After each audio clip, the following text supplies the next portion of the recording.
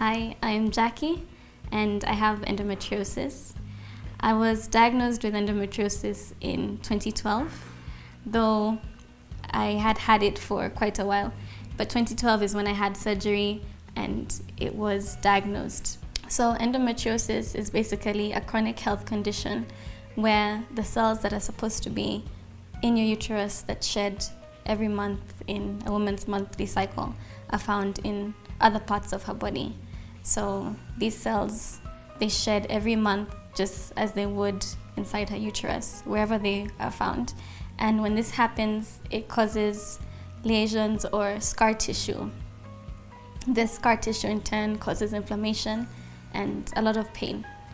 The symptoms vary from woman to woman, but for me personally, what I can say is pain is the major symptom. And it's not just, usual pain where you can just take a painkiller, a tablet, and you'll be fine. I'll go through the medicine cabinet taking prescription painkillers, and you'll find that none of them will work. The pain will not reduce. More often than not, I'm not able to eat when I'm in that much pain. So what happens is that I end up in hospital getting painkillers intravenously to reduce the pain and to reduce the inflammation. I had been in pain for so long. Every month I was in a lot of pain. It was the kind of pain that you can't get out of bed, you can't do the normal things that you should be able to do on a daily basis. And it wasn't just once in a blue moon, it was continuous. So when I'd go to doctors with the pain, some would say pain is normal. It comes with being a woman. But you'd find other doctors who would be like, there's more to this. You need to find out what's really going on, what's behind the pain. I had mixed feelings once I was diagnosed. One is I didn't know a lot about the condition. So, you run to Google and you start trying to Google what is endometriosis. And the internet can be scary, especially when you have a health condition. So that took me aback. There was also a bunch of changes that I needed to make. The more reading and the more information that I got, I realized that I needed to change my lifestyle completely. And the reason why this is so important is, especially with endometriosis, you'll find that the blood around the pelvic area and the uterus area is stagnated. So the stretches help to promote blood flow, and you'll find the muscles are quite tight, so it loosens up the muscles. And I like to do them maybe at least 4 times a week, especially during the COVID time when you're just at home, you're seated for a long period of time. These stretches are good to just get the blood flowing to your thighs, your pelvic area, your uterus area. So just like any other chronic health condition, it's important to live a healthy lifestyle, which means that you have to include exercise.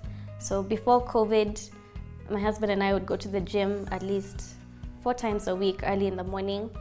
But now, due to the lockdown, you'll find that we walk and run either at Karura or Jaffrey's, wherever is open and available. So it's important to just get the blood circulation flowing throughout your body. It's important to keep moving, keep your mobility going, especially during this period of time. And when you do have a chronic health condition, it's easy to get in an anxious mind frame or negative mind frame. So getting outside, getting some exercise in, whether it's just a stroll or a walk or a jog, some stretching, that helps to just promote the endorphins, the happy hormones, so you don't feel as anxious, you don't feel any negative energy. It helps to combat that.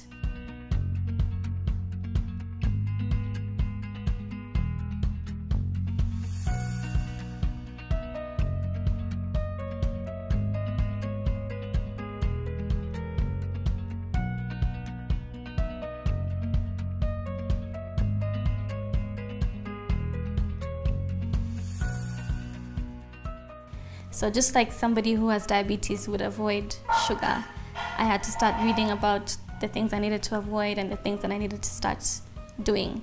So I can say when I discovered that I had endometriosis, the 2 major changes that I had were both my mind frame and my diet.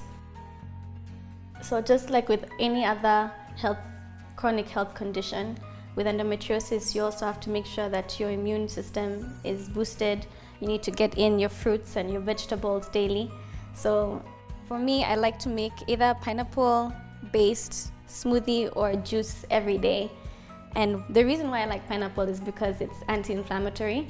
With endometriosis, it's inflammation that causes so much pain. So we have the pineapple. Today I'm adding some carrots into my juice.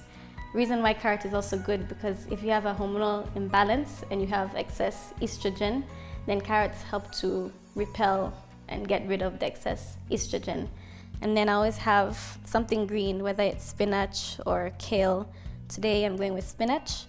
And superfoods, there's chia seeds, ashwagandha, which is great if you have any stress or anxiety, and then moringa. Okay, so one of my essential tea, I take it every day, sometimes just as a snack when I'm having a chapo and tea, but always before I go to bed, I'll have turmeric tea. So this one I've got that's pre-packaged. There's some turmeric in here, there's ashwagandha, there's some reishi mushrooms also. The reason why I love turmeric is that it's anti-inflammatory and it just promotes overall well-being. It's an immune booster. But I've also got a couple of spices that I like to add to the turmeric tea, even though I've already got a pre-mixed. So if you don't have something that's pre-mixed, you can just get turmeric that's either ground or the fresh turmeric and just grind it yourself. So we'll start off with the turmeric base. Next, I'm going to add some black pepper. With turmeric, you need to add even just a hint of black pepper. I like to put a lot of ginger in my tea. I'm adding some cardamom. I just love the taste of cardamom. Some cloves, and then just let that simmer for a while. So another benefit of the turmeric tea is that it's great if you have insomnia. It helps you sleep together with the other spices. And also with endometriosis, sometimes when you have a flare, you'll get the pain, the nausea, and you may not feel like eating. So ginger is also great for the pain. The turmeric is great for the inflammation. So it's literally my staple drink. I have it every day. I'll just leave a sufuria on the fire that I just now warm up when I'm ready to have my tea. My tea is just about ready. And into my cup, I'm just gonna put some coconut milk. I've been off dairy for as long as I can remember. So my tea is done. I'm just gonna sieve it into my cup and put some honey, raw honey to taste. And this has ended up being my staple snack, a gluten-free chapo and turmeric tea.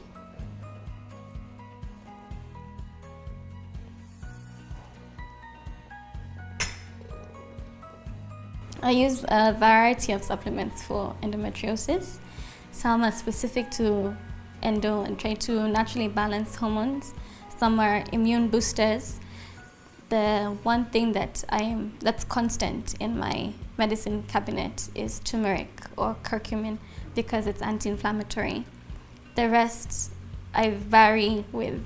Sometimes I'm on this, sometimes I'm off. But I think it is important to take supplements so that you can boost the immunity, reduce the inflammation, and also see what you can do to help your body heal itself. Last year, I started an Instagram page, a blog, so to speak, about endometriosis, just trying to create awareness because a lot of people don't know what endometriosis is.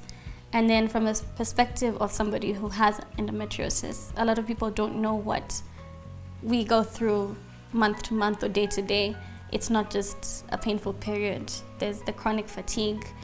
And also for women who have endometriosis, as I read and gather information, there's so many changes that we need to make that people don't realize. So I decided to share this information just to create awareness for the public in general, and also so that other women with endometriosis can look at my blog and be like, okay, I'm not alone in how I'm feeling.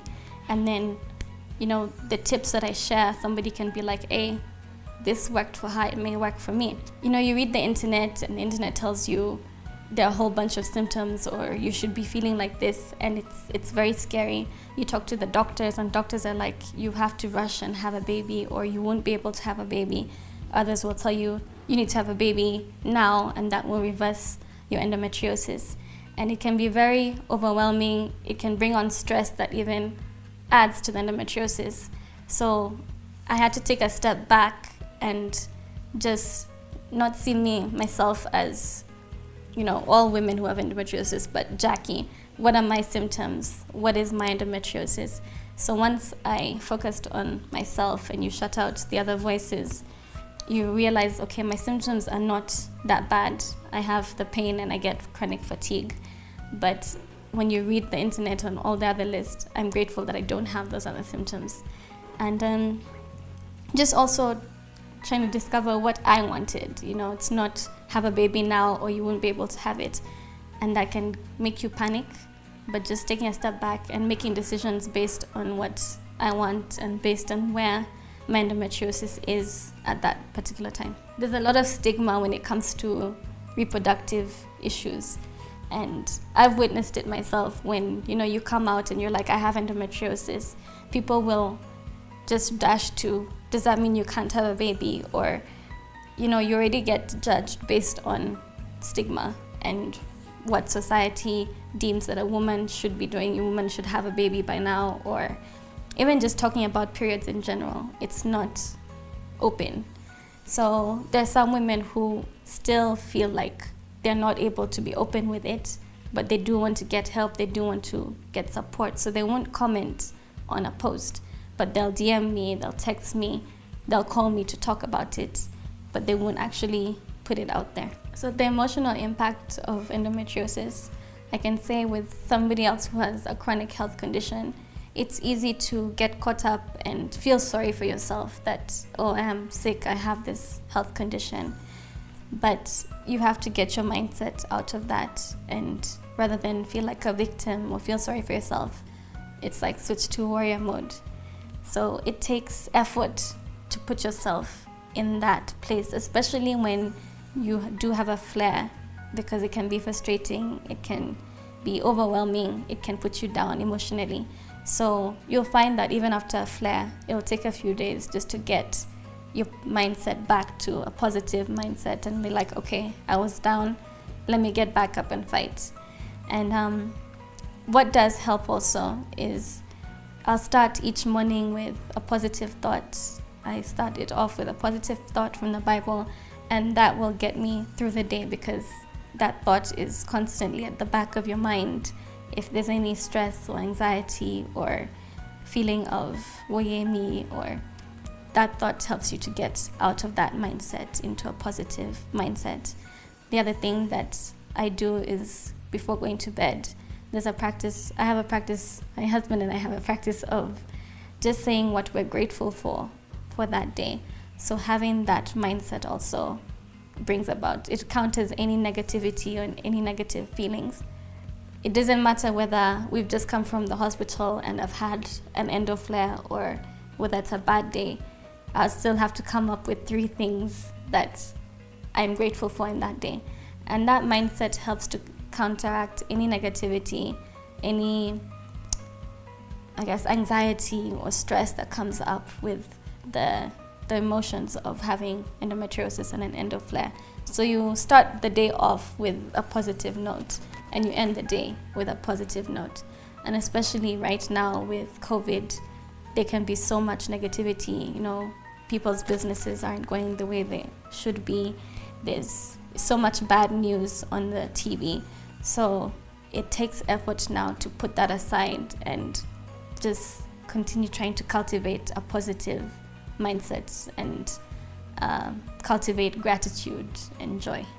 I started interviewing even gynecologists and physicians about endometriosis, so that it's not just my perspective, there's also the doctor's perspective. In future, I'll talk to a psychologist about also the emotional impact of endometriosis.